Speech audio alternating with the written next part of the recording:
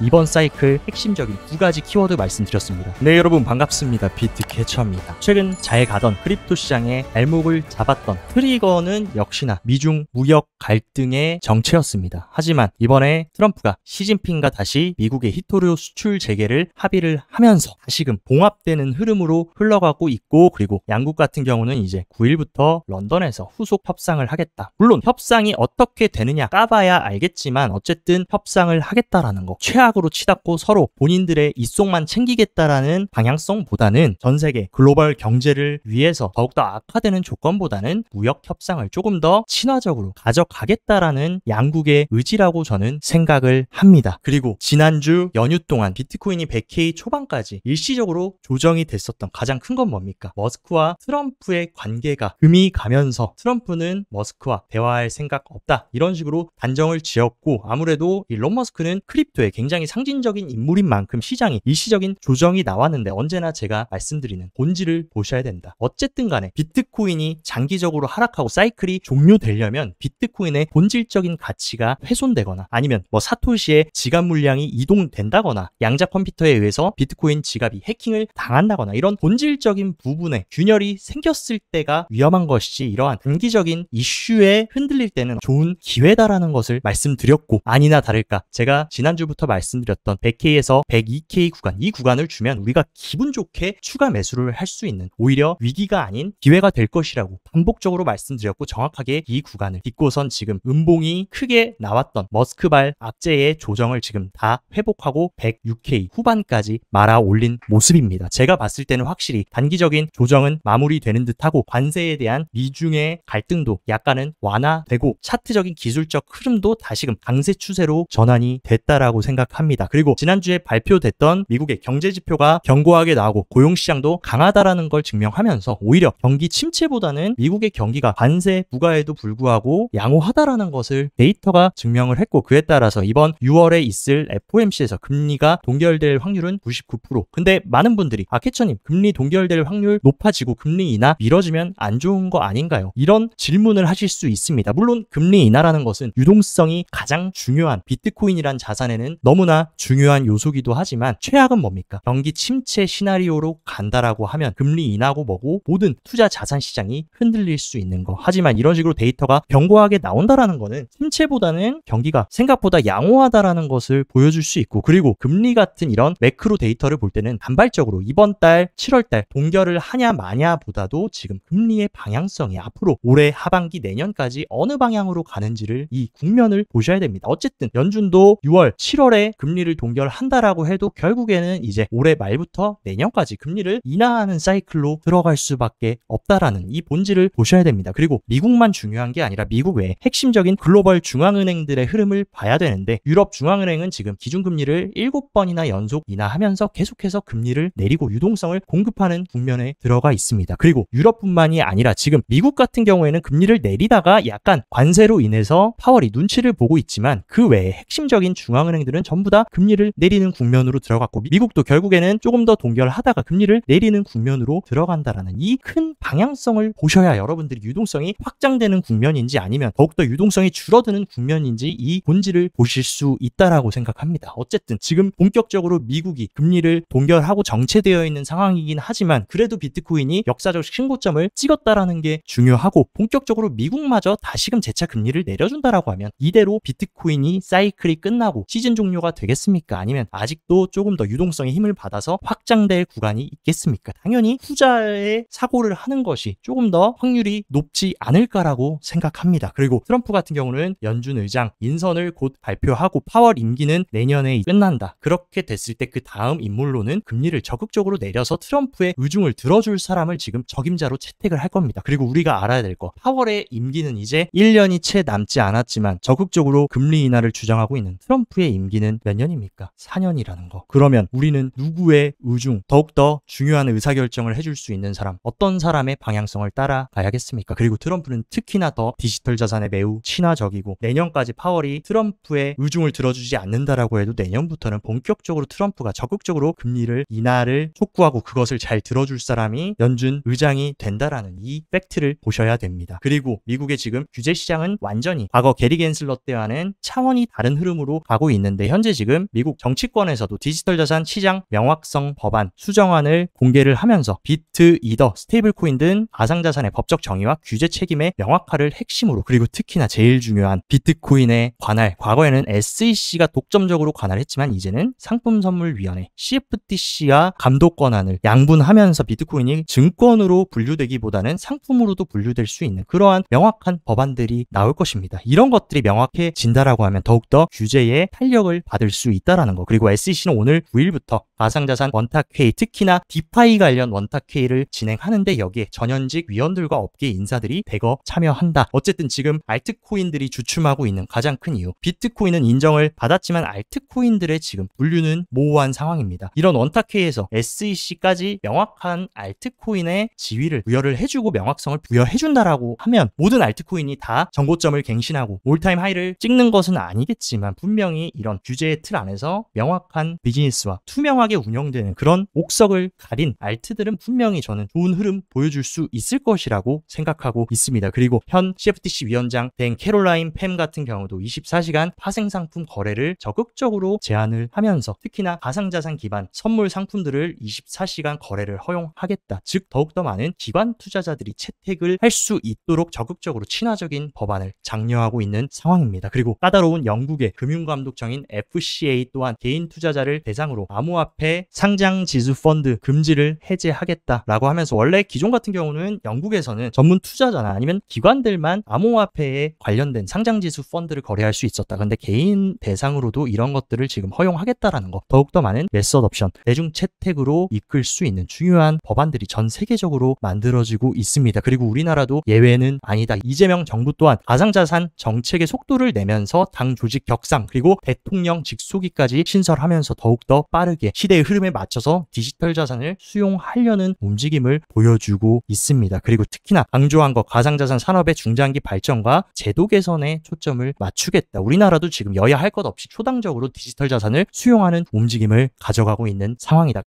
최종 통과를 앞두고 있는 스테이블 코인 법안, 지니어스 법안 같은 경우도 민주당과 공화당 모두 초당적인 지지를 하고 있고 통과되는 것은 지금 시간 문제다. 얼마 전까지만 해도 민주당이 브레이크를 걸면서 우리가 원하는 조항들 넣어주면은 우리가 합의하겠다라고 했는데 그런 것들을 지금 적극적으로 공화당도 수용을 해주면서 머지않아서 최초의 스테이블 코인 법안인 지니어스 법안의 최종 통과도 지금 코앞에 두고 있는 상황입니다. 그리고 세계적인 플랫폼인 우버 같은 경우도 사용자들을 위해서 스테이블 코인 결제를 본격적으로 모색하고 있다라고 CEO가 밝혔고, 애플 또한 스테이블 코인 통합을 논의하면서 지금 적극적으로 대형 빅테크들도 스테이블 코인 결제 시장에 참여를 도모하고 있는 상황. 어쨌든 제가 이번 사이클 핵심적인 두 가지 키워드 말씀드렸습니다. 스테이블 코인과 바로 토큰화 시장. 이 시장이 확장되고 죽지 않는 한 사이클은 지속될 것이라는 거. 그리고 본격적으로 지금은 스테이블 코인 시장이 엄청나게 커질 수 있는 그러한 중요한 초입 구간에 들어와 있는 만큼 스테이블 코인 시장이 죽지 않는다라고 하면 저는 사이클은 종료되지 않았다라고 보고 있습니다. 그리고 또 역사적인 사건, 미국발 스테이블 코인 발행사 서클이 상장을 했고 상장하자마자 어마어마한 자금이 들어오면서 주가 또한 고공행진을 하고 있는 상황. 그리고 블랙록과 아크 인베스트먼트, 이런 미국의 굴지의 운용사들 뿐만이 아니라 일본의 대형 금융기관인 SBI 홀딩스도 서클에 5천만 달러를 투자하면서 어마어마한 지금 수요들이 스테이블 코인 발행사로 들어오고 있다라는 거. 그만큼 기관들은 이 시장에 어떻게 보면 가장 중요한 유동성이라 볼 수 있는 디지털 달러 스테이블 코인 시장을 주목하고 있다라는 것을 우리가 눈치챌 수 있습니다. 그리고 독일의 최대 은행인 도이치방크도 스테이블 코인과 토큰화된 예금을 본격적으로 모색을 하고 있는 상황이고, 홍콩도 스테이블 코인 조례를 2025년 8월 1일부터 본격적으로 시행하면서 미국과 중국 글로벌 G1, G2 모두 스테이블 코인에 열려있는 지금 움직임을 가져가고 있습니다. 그렇기 때문에 스테이블 코인 시장 여러분들이 지속적으로 이번 사이클에서는 놓치지 말고 스테이블 코인 시장이 얼마나 확장되고 지속적으로 커지는지를 주목한다라고 하면 사이클이 지금 당장 종료가 될지 더욱더 확장이 될지 명확한 기준점이 생길 것이라고 생각합니다. 그리고 우리들의 세일러 형님 같은 경우는 또다시 비트코인 추가 매수를 암시하는 글을 올렸다. 머지않아 내일이나 모레 얼마나 많은 양을 세일러가 또 단기 머스크발 조정이 왔을 때 샀을지 체크하시는 것도 재밌는 부분이 될 것이라고 생각합니다. 그리고 트럼프가 당선이 되면서 1년 만에 기업들이 비트코인을 보유하고 있는 보유량이 지금 2배 이상 증가했다라는 거. 많은 분들은 지금 비트코인이 쌍고점을 찍고 작년 21년 사이클처럼 시즌이 종료될 거다, 본격적으로 폭락이 시작될 거다, 이런 질문들을 많이 하시는데 단순히 차트 흐름을 보고 패턴을 보고 투자하는 개미들의 의견이 맞을까? 아니면 기업들이 이런 식으로 비트코인이 계속 신고점을 갱신하는데도 축적을 하고 있다라는 거. 분명히 이 개인들보다 훨씬 빠른 정보력과 더 많은 데이터를 보고 투자 판단을 내리는 기업들의 생각이 오히려 맞지 않을까. 그리고 이러한 고래들이 비트코인을 보유해서 꽉 쥐고 간다라고 하면 오히려 조정이 나왔을 때도 과거처럼 큰 폭으로 폭락하면서 조정이 나오는 것이 아니라 하방 경직성을 더욱더 단단히 하면서 단단한 자산으로 커질 가능성이 저는 더욱더 높다라고 보고 있습니다.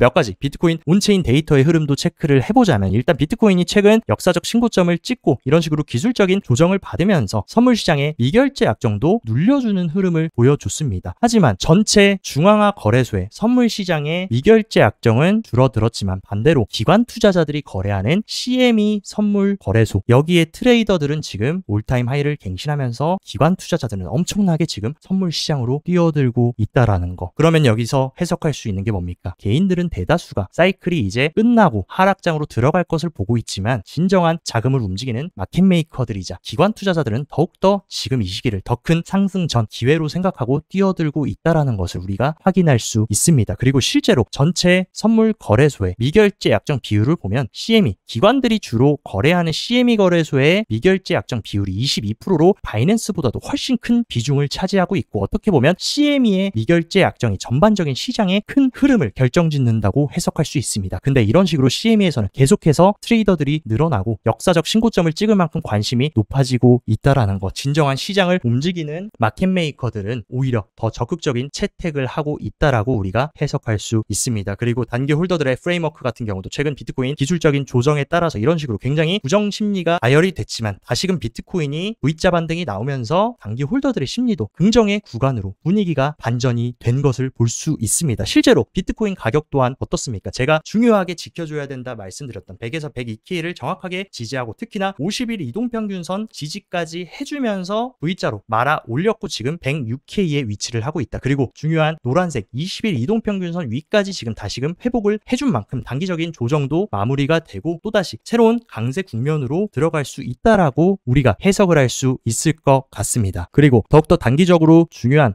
직전 고점이었던 이 106K를 확실하게 돌파 후에 리테스트 후 안착까지 해준다라고 하면 다시금 머지않아서 6월에는 역사적 신고점을 시도해줄 수 있는 그러한 지금 차트 기술적인 조건들도 마련이 됐다라고 보고 있습니다. 그리고 많은 분들이 지금 도미넌스가 재차 이렇게 상승하면서 알트코인들 완전히 무너지는 거 아닌가요, 캐처님? 이런 질문들을 하시지만 어쨌든 제가 보는 비트 대비 이더의 강세를 볼 수 있는 이더 BTC 차트 같은 경우도 확실히 과거에 이런 식으로 조정 구간, 이 구간을 확실하게 이더리움이 돌파를 하고 지금은 매물대를 그려주는 작업을 하고 있습니다. 이 구간을 잘만 이더리움이 지탱해주면서 이더 BTC도 다시금 상방을 돌파해준다. 분명히 도미넌스도 어느 정도 과열 되돌림을 끝내고 안정화가 되면서 알트의 대장인 이더리움이 튀어오르고 알트로 비트코인으로 몰렸던 자금이 분배될 수 있다라고 생각합니다. 하지만 꼭 명심하셔야 될 거, 과거 사이클처럼 모든 알트코인, 잡코인부터 근본 없는 밈코인들까지 다 상승하는 그림이 아니라 본질이 있고 장기적으로 살아남을 수 있는 펀더멘탈이 강한 알트코인들만 분명히 수혜를 볼 수 있을 것이라는 거 꼭 명심하시면 좋을 것 같습니다. 그리고 실제로 이더리움의 펀더멘탈이라고 볼 수 있는 스테이킹 물량이 3,280만 개를 돌파하면서 사상 최고치를 경신했다. 이더리움에 집중하고 있는 투자자들 여전히 증가하고 있고, 스테이킹을 했다라는 건 뭡니까? 이더리움이 조정이 나오더라도 이것을 팔겠다가 아니라 잘 예치를 해서 이자를 받겠다. 그러한 수요들이 지금 더 늘어나고 있다라는 거. 조정이 나오더라도 하방 경직성을 강화시켜줄 수 있는 요소라고 개인적으로 보고 있습니다. 그리고 단기적으로 사이클은 유지되더라도 캐처님, 단기적으로 추가적인 조정이 나오지 않을까요? 단기 사이클 탑 구간이 아닐까요? 라고 질문하시는데, 보통 이런 식으로 우리가 15K에서 비트코인이 역사적 신고점을 갱신하는 동안 단기 과열 구간의 공통적인 특징 뭡니까? 선물과 현물의 거래 비율을 체크해보면 오히려 선물 시장이 이런 식으로 과열될 때가 단기적인 고점으로 우리가 판단할 수 있었다. 근데 지금은 단기 고점을 찍었다라고 보기에는 선물 시장에 관심이 완전히 떨어져 있는 상황. 과거 단기 고점 과열 구간과는 비교했을 때 터무니없이 낮은 수준이다. 그렇기 때문에 저는 단기 고점이며 추가적으로 더 큰 하락이 나올 것이라고는 생각하지 않습니다. 그리고 실제로 더욱더 확실한 지표인 펀딩 레이트 같은 경우도 이런 식으로 단기 고점에는 공통적으로 롱펀비가 이런 식으로 어마어마하게 과열이 됐다. 하지만 지금은 단기 고점이라고 보기에는 오히려 이런 식으로 음펀비가 나오는 구간도 있고 양펀비가 너무나 평이합니다. 진짜 과열은 이런 식으로 너도 나도 비트코인 롱을 잡고 롱 포지션을 구축할 때 그때가 우리가 단기적인 고점으로 생각하고 일시적으로 약간의 매도를 하고 다시금 좋은 조정의 자리를 지켜볼 때지, 지금은 오히려 팔고 나왔다라고 하면은 오히려 기회를 안 주고 올려버릴 수 있는 그러한 가능성이 더욱더 크다라고 생각합니다. 그리고 현재 지금 미국의 MMF 자금 같은 경우는 어마어마하게 쌓여 있고, 이 MMF라는 것은 단기 자금 시장에 예치되어 있는 돈입니다. 실제 저장되어 있는 유동성이라고 볼 수 있는데, 현재는 지금 미국이 금리를 계속 동결하고 관세로 인해서 파월이 중립적인 모습을 보이지만 결국에 하반기가 되고 연말이 되면 연준도 금리를 내리게 될 것이고, 그렇게 된다라고 하면 지금 이 단기 자금 시장에 높은 금리를 주기 때문에 예치되어 있는 돈들이 주식 시장이나 크립토 시장으로 충분히 들어올 수 있다. 그렇기 때문에 이러한 MMF의 어마어마한 예치되어 있는 자금 또한 예비적인 유동성이라고 해석할 수 있습니다. 그리고 더 크게 봤을 때 비트코인이 역사적 사이클 탑을 찍고 시즌이 종료되지 않는 가장 큰 이유, 결국에 인간 지표가 사이클 탑을 유추하기에는 가장 좋습니다. 언제나 21년 사이클 탑 마찬가지로 구글 트렌드의 비트코인 검색량이 멈출 줄 모르고 치솟았고, 너도 나도 비트코인 안 하면 바보 취급을 받을 정도로 과열이 됐던 것을 볼 수 있다. 근데 지금 자리는 어떻습니까? 과거 이런 사이클 최고점과 비교했을 때 오히려 포모는 전혀 없고 비트코인을 아직도 믿지 못하고 부정심리가 가득한 상황, 위축되어 있는 시장이라는 것을 볼 수 있다. 인간 지표만 보더라도 아직 진정한 광기의 과열과 포모의 장은 오지 않았다라는 것을 우리가 명확히 할 수 있습니다. 그리고 2017년, 21년 과열을 모두 직접 경험하고 투자하면서 느꼈던 사람 입장에서 지금 사이클이 이대로 끝나고 더블탑을 찍고 시즌 종료가 된다라는 것은 저는 너무나 희박한 가능성이라고 보고 있습니다. 진짜 만약에 현재 자리가 역사적 신고점을 찍었을 때 이런 식으로 구글 트렌드의 비트코인 검색량이 치솟고 국내 어플에서도 업비트, 빗썸 이런 거래소들이 어플 다운로드 상위를 차지하고 미국에서 로빈후드나 코인베이스의 다운로드 수가 1위, 2위를 다툴 때, 그때가 우리가 비로소 사람들이 믿지 않았던 비트코인을 높은 가격에 넘겨주고 졸업을 할 수 있는 시기라고 생각합니다. 그리고 그 시기는 아직 오지 않았고 최종적인 사이클 탑 구간까지는 아직도 조금 더 우리가 이행해 갈 룸이 남아 있다라는 거 꼭 명심하셨으면 좋겠습니다. 오늘 영상도 시청 진심으로 감사드리고, 영상 도움되셨다 하시면 좋아요, 구독 눌러주시고, 더 자세한 투자 전략 궁금하다 하시면 영상 하단 고정 댓글에 제가 운영하는 크립토 시황 정보방 활짝 열어놨으니까 이쪽에서 시황도 잘 체킹하시면서 성공적인 크립토 투자 계속 이어가시기 바랍니다. 오늘도 시청 진심으로 감사드리고 여기까지 비트캐쳐였습니다.